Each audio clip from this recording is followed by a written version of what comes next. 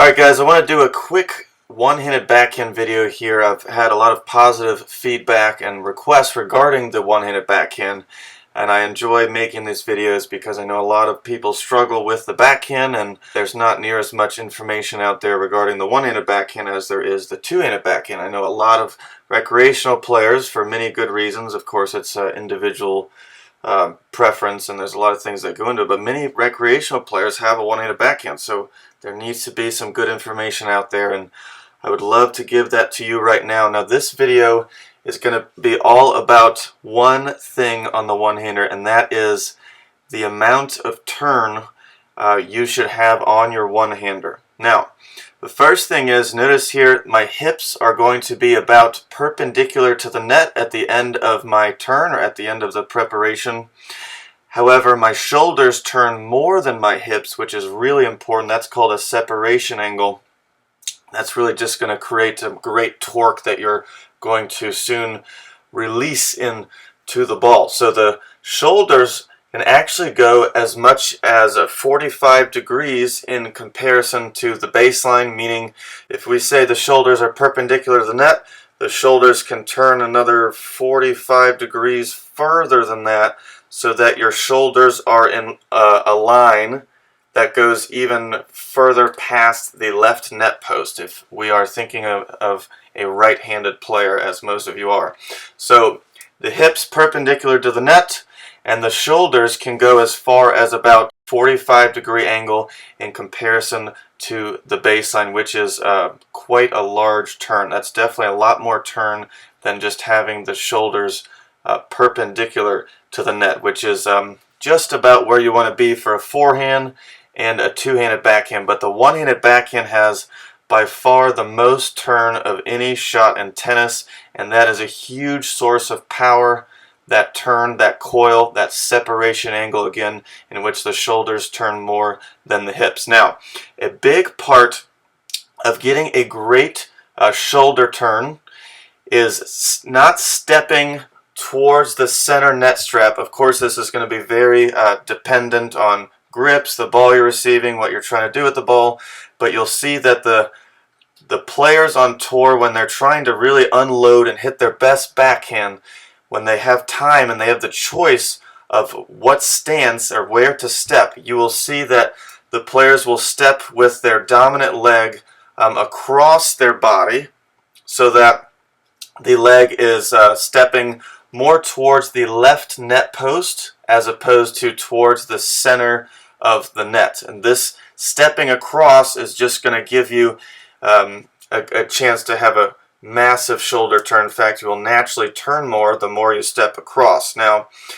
you want to be careful. You don't want to step so that your front foot is completely parallel to the baseline, as that can cause issues with your hip, and it's also not so good for balance and recovery. But whether you're going down the line or cross court, taking a large cross step is huge. And guys, I will say that how much you turn is going to be a little bit based on your physical limitations. Some of you will not be able to get the turn that I have. That's something that you can talk with someone who does tennis specific work with tennis players, and they can help you create that flexibility. But I know a lot of you can get a huge turn, something in the ballpark of the pro players. Once again, getting that turn. We don't want the shoulders just perpendicular to the net at the end of the unit turn. We want the hips there, and then the shoulders will turn even further past the hips to create that separation angle, which is used on most shots in tennis from the back of the court. And it's really, again, a huge source of power, and effortless power. Now, I want you to notice here that my racket is actually parallel to the baseline when I'm at the end, or I should say the bottom of my racket drop, right there. So you can tell because you can't see the strings at the end of my backswing or at the bottom of my racket drop. So most of these, you'll see my racket is parallel to the baseline, and every one of these are extremely close to that. And that is just simply from my turn, my stepping across, my hip turn, and then turning my shoulders further than my hips. So it's not so much point your butt cap to the ball at the end of the preparation, or I should say at the bottom of the racket drop, because really the butt cap should be pointing towards the left curtain here, okay, because again the racket is parallel to the baseline if you can in fact get this pro level turn. A lot of players will turn and the butt cap points to the ball at the bottom of their racket drop, and you're certainly going to have a significantly less power and spin simply because you are greatly decreasing the length of the runway in which you can accelerate your racket forward. So being able to get the butt cap pointing to the left curtain as opposed to the ball when you're at the bottom of your racket drop is going to really help you to increase power. Now, the butt cap does point to the ball once that racket gets to be perpendicular to the net. However, initially the butt cap is again pointing to the left curtain because of the huge turn. So you don't want to just throw your arms really far back because you really won't be able to get there anyway. The racket will become parallel to the net at the bottom of the racket drop because of your turn, not because you're throwing your arms back. The unit turn or preparation needs to be done mostly by just the turn of the hips and then shoulders. So again, if you're starting your forward swing with the butt cap pointing to the ball, or in other words with the racket perpendicular to the net, then you're simply not turning enough. There is a little bit of individual movement of the arms, but again, most of the coil or body rotation away from the net is going to be caused by the turn of the hips and the shoulders. Now, I've had back problems for a while, so it feels uncomfortable for me to turn further than a certain point, so I apologize. Most of these backhands, I'm actually stepping more towards the center of the court versus towards the ad alley, so I'm not stepping across as much, again, because it makes my back a bit uncomfortable, and it's not because of the technique of stepping across, it's simply because I've been having back problems for a while.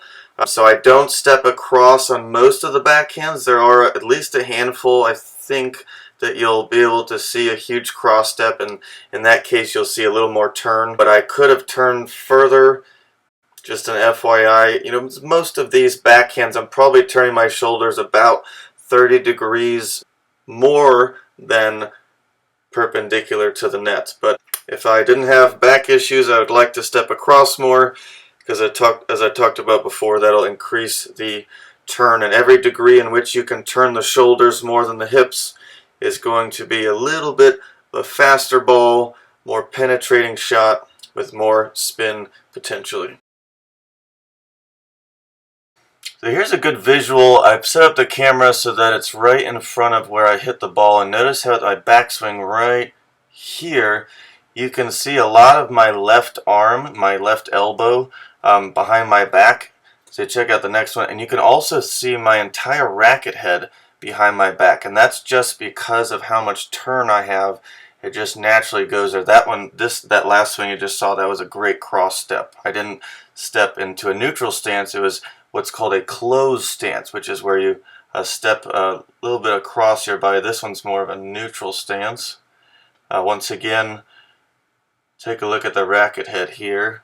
You can see it behind my back. So the forehand, you want to keep the racket on the hitting side of your body. The two-handed backhand's the same way. However, the one-handed backhand, you want to get that racket behind your back, and I should be saying you want to get that turn. You want to turn enough so that the racket will be seen behind your back from the opponent's perspective. So in my experience, it's incredibly common that players don't turn enough on their one-handed backhand. Once I get players to turn enough to get that full pro level turn, it often feels very uncomfortable to them, and like many changes, and that's simply because you're not used to doing that. And even a lot of players are telling me that it feels like they can't see the ball. So it does take some getting used to, because it's quite a bit more turn than you're used to. However, with some practice, you'll be able to see the ball just fine, and it will start to become more comfortable the more reps that you have with this big turn. So in summary, we want to make sure we get the shoulders to turn well further than the hips. See how much you can turn. Try to get that racket to be parallel to the baseline when you're at that racket drop. In fact, a great idea, I think, is to just simply start with your racket parallel to the baseline so that you're already prepared, you're already turned, just so you can feel and see what it's like to have this pro level preparation. And once your racket is parallel to the baseline as a byproduct of the body turn, of course, then you can have your partner toss you a ball, or you can use a ball machine. So guys, if you learned something, please give me a like. I'd love for you to subscribe if you haven't already. Please share the video with anyone who may find it helpful, and click that notification bell so that you can see all of my weekly videos. By the way, I just released a new and free serve training series that will show you one simple tip to fix your toss forever.